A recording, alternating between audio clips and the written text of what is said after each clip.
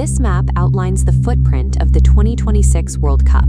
It spans 3 nations, utilizing 16 host cities to accommodate 48 competing national teams, the widest geographic distribution in the tournament's history. Economic estimates suggest the Games will generate over $40 billion in output, driven by an expected influx of 6.5 million fans. At this scale, traditional human security teams reach a breaking point. You cannot hire or train enough personnel to manually monitor and manage millions of people moving across an entire continent simultaneously. To address this, host governments are committing over $1 billion in public funding, much of which is directed towards specialized hosting and security operations. The response from organizers is a shift away from human-centric policing toward a centralized AI surveillance network built to automate the security of 104 matches.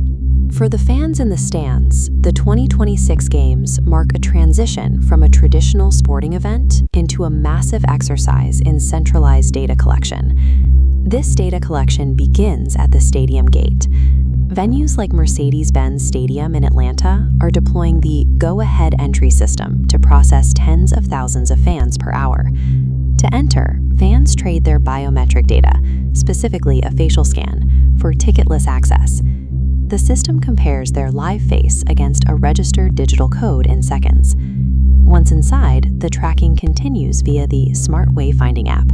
It monitors fan movement in real time to theoretically identify and manage crowd congestion before it leads to a conflict. Above the concourse, the physical surveillance layer includes AI-powered cameras, robotic dogs equipped with sensors, and specialized counter-drone units.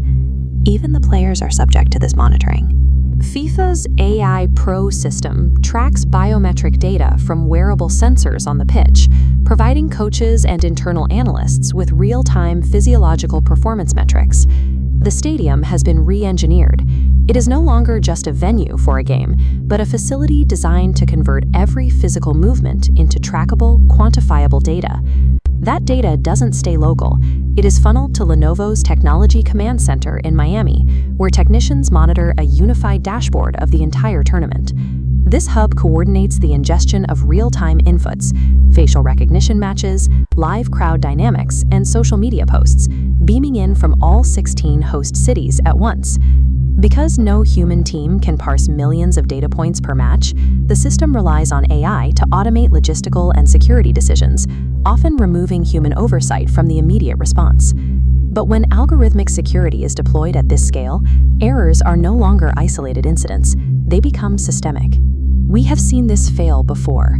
During the 2017 Champions League final in Cardiff, automated facial recognition software falsely identified over 2,000 innocent people as potential criminals. Brazil encountered similar issues at the Maracana Stadium, where flawed biometric blacklists resulted in the erroneous targeting and detention of innocent fans.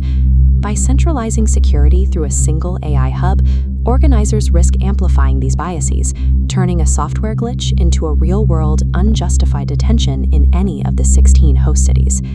The OECD classifies the tournament's tech deployment as an AI hazard, risking human rights violations and plausible future harm. Advocates fear this data's weaponization, centralized biometric databases accessed for aggressive immigration enforcement.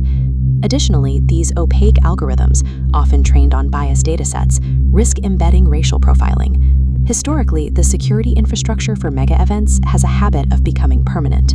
The NYC Bar Association warns that biometric turnstiles and AI networks could remain active in public transit hubs and city streets long after the tournament.